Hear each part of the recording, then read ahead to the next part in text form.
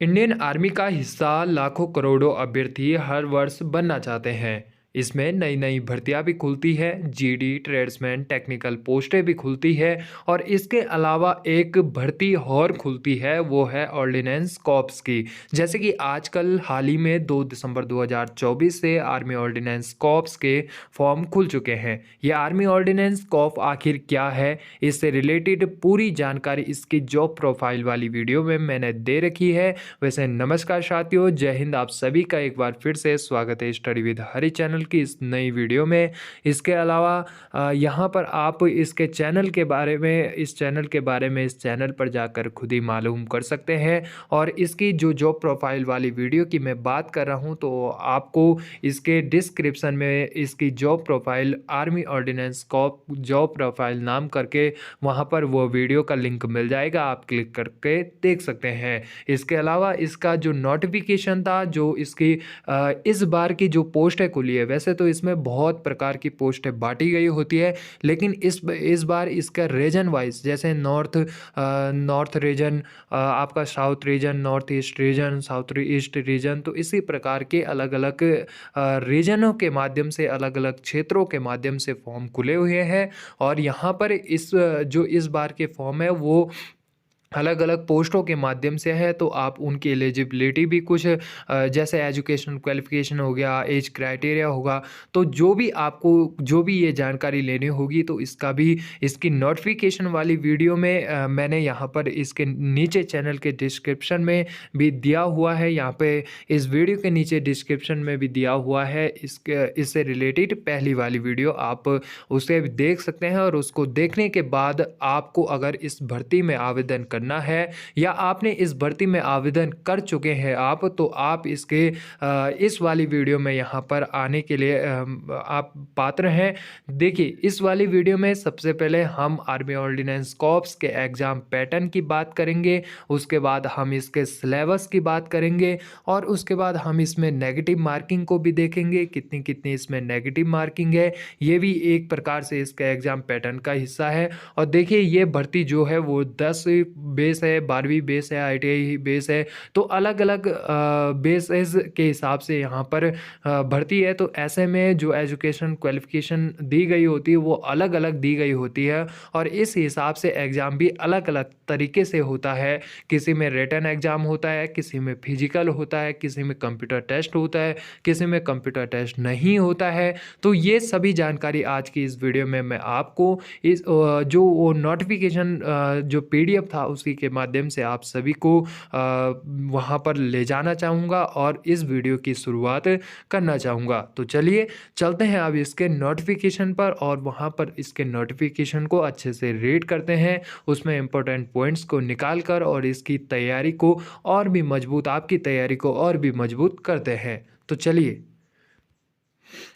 आप यहाँ पर सीधा इसके नोटिफिकेशन पर आ चुके हैं, और यहाँ पर सबसे पहले आप ये देख सकते हैं इसके इम्पोर्टेंट इंस्ट्रक्शंस दिए गए होते हैं। इसमें एप्लीकेशन प्रिंट आउट आपको क्या क्या चाहिए होता है। Candidates note that all tests for the post advertised will be conducted मतलब इसमें ये टोटल मिला के ये कहा गया है कि इसके जो सिलेक्शन प्रोसेस होगा वो क्या होगा, और इसका जो सिलेक्शन प्रोसेस होगा वो अलग अलग हिसाब से होगा। इसके दूसरे 7वें नंबर के पॉइंट पे लिखा गया है कि ये जो फॉर्म है वो 21 दिन के लिए खुला हुआ है, और 2350 आवर्स के लिए इसकी जो ऑनलाइन विंडो रहेगी वो फॉर्म सबमिशन की ऑन रहेगी, ये कहा गया है इसमें। बाकी आप इसके इम्पोर्टेंट पॉइंट को देख सकते हैं यहाँ पर। इस वीडियो को पॉज करके यहाँ पर आपको क्या क्या यहाँ पर आपके पास डॉक्यूमेंट्स तैयार रहने चाहिए, ये यहाँ पर दिया गया है, आप इसको भी नोट कर सकते हैं। इसी के साथ मैं आपको यहाँ पर आगे सीधा इसके एग्ज़ाम पैटर्न की ओर ले जाना चाहता हूँ। तो आप देख सकते हैं यहाँ पर कि यहाँ पर फिजिकल इंड्योरेंस और स्किल टेस्ट क्या होगा, इसके बारे में पूरी डिटेल आपको बताने वाला हूँ। और इसका जो एग्ज़ाम पैटर्न है वो यहाँ से शुरू होता है।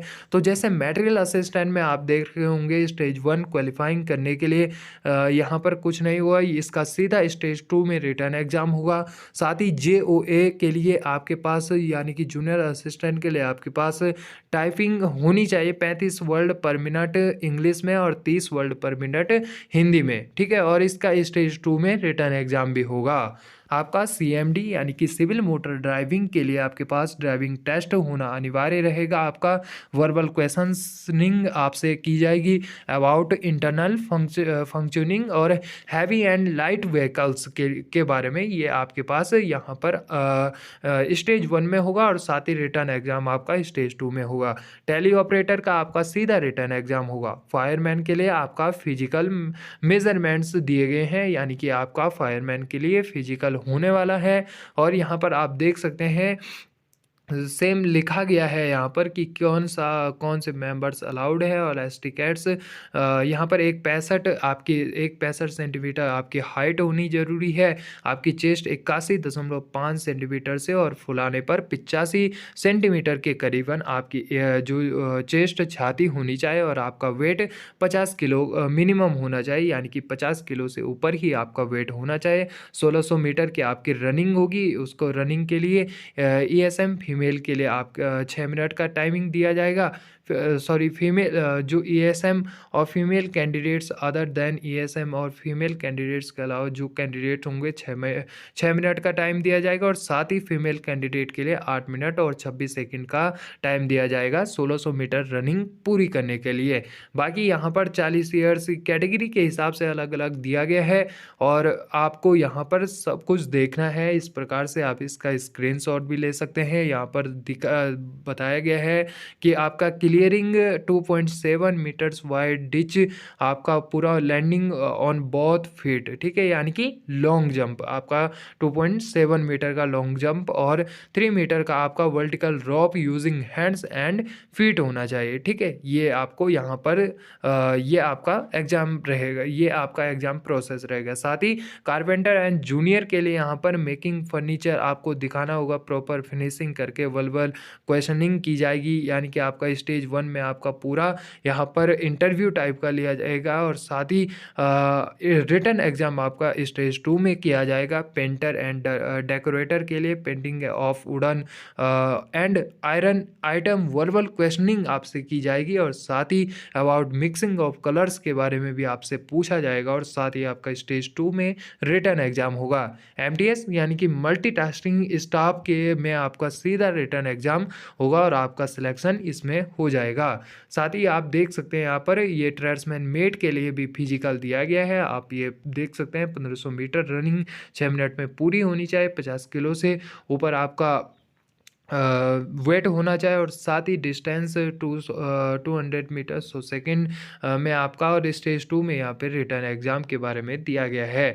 बाकी अलग अलग हिसाब से आप देख सकते हैं अलग अलग टाइमिंग दी हुई है। और अब हम इसके अगर सिलेबस पे आते हैं और सीधा इसके सिलेबस फॉर पोस्ट इन पे लेवल 1 और पे लेवल 2 की जितनी भी मैट्रिक लेवल स्टैंडर्ड पोस्टें हैं, यानी कि 10वीं पास पोस्टें हैं, उनके लिए क्या क्या यहाँ पर दिया गया है जो आपका सिलेबस में, तो आपको किस किस प्रकार से सॉरी गाइस, बीच में वीडियो को टेक्निकल इश्यू के कारण ऑफ करना पड़ा। यहाँ पे आप देख सकते हैं इसका, जैसे कि मैं कह रहा हूँ कि पे लेवल 1 और 2 के लिए मैट्रिक लेवल स्टैंडर्ड 10वीं पास बेस के लिए general intelligence, reasoning, numeric aptitude, general English और जनरल अवेयरनेस, यानी कि जितना भी सामाजिक विज्ञान और सामान्य ज्ञान आपका होगा तो ये इसके अंतर्गत आएगा। और रीजनिंग के 50 क्वेश्चन होंगे, मैथ के 25 क्वेश्चन होंगे, इंग्लिश के 25 क्वेश्चन और जनरल अवेयरनेस के 50 क्वेश्चन होंगे। टोटल 150 क्वेश्चन होंगे और 150 नंबर ही के क्वेश्चन होंगे। 2 घंटे की आपकी टाइम मिलेगी और 20 मिनट एक्स्ट्रा उनके लिए मिलेंगे जो हैंडीकैप्ड हैं और विजुअली हैं, ठीक है। तो उन कैंडिडेट्स के लिए ओनली 20 मिनट एक्स्ट्रा मिलेंगे। बाकी सामान्य कैटेगरी के हिसाब से और जितने भी ऑल कैटेगरी के हिसाब से आप अगर सामान्य स्वस्थ इंसान है तो आपको 2 घंटे का टाइमिंग दिया जाएगा और आपको 2 2 घंटे में 150 क्वेश्चन पूरे करने हैं। साथ ही यहाँ पर आप देख सकते हैं ये सिलेबस 4 इन पे लेवल 2 की जितने भी 12th बेस के भर्ती होंगी तो उनके हिसाब से यहाँ पर जितनी भी 12th बेस की पोस्ट होंगी तो उनका ये सिलेबस यहाँ पे है 150 नंबर का। यहाँ पर English language, general awareness, numeric aptitude ये ऊपर नीचे करके सेम वही कर रखा है। यहाँ पर आप देख सकते हैं बस यहाँ पर इंग्लिश लैंग्वेज एंड कॉम्प्रिहेंशंस जोड़ा गया है और साथ ही 150 क्वेश्चन 150 नंबर के होंगे और 2 घंटे का आपको इसमें भी टाइम मिलेगा। लेवल 5 की सभी पोस्टों के लिए आप देख सकते हैं ग्रेजुएट लेवल की जितनी भी पोस्टें हैं वहाँ पर आप जनरल इंटेलिजेंस, रीजनिंग यानी कि सिलेबस सेम वही रहने वाला है। जो सिलेबस सब्जेक्ट नेम है वो सब वही रहने वाले हैं। सब बस नंबर ऑफ क्वेश्चंस भी वही रहने वाले हैं, मार्क्स भी वही रहने वाले हैं और टाइमिंग भी वही रहने वाला है। तो इसमें कोई भी घबराने की ज़रूरत नहीं है। ये अलग-अलग इसीलिए लिखा गया है कि आपको कोई भी कन्फ्यूजन ना हो, आपका कन्फ्यूजन पहले ही क्लियर किया जाए। चलिए साथियों, तो आप यहाँ पर देख सकते हैं इसका जो आपको पढ़ना है इसमें आप इसका स्क्रीनशॉट भी ले सकते हैं। जनरल इंटेलिजेंस के अंदर आपको ये सब कुछ पढ़ना है। जनरल इंग्लिश के अंतर्गत आपको ये पढ़ना है। आप वीडियो को पॉज करके स्क्रीनशॉट ले सकते हैं। न्यूमेरिकल एप्टीट्यूड के अंदर आपको ये पढ़ना है और जनरल अवेयरनेस के अंदर आपको ये पॉइंट क्लियर करने हैं। आप नोटिफिकेशन को डाउनलोड करके नोटिफिकेशन को देख सकते हैं या मुझसे भी इंस्टाग्राम आईडी के माध्यम से इस नोटिफिकेशन को मांग सकते हैं। इस नोटिफिकेशन पीडीएफ या अपने इस सिलेबस को मांग सकते हैं। चलिए साथियों, तो आपका वीडियो में इतने तक बने रहने के लिए धन्यवाद। मिलता हूँ जल्दी आपको जानकारी भरी किसी दूसरी वीडियो में।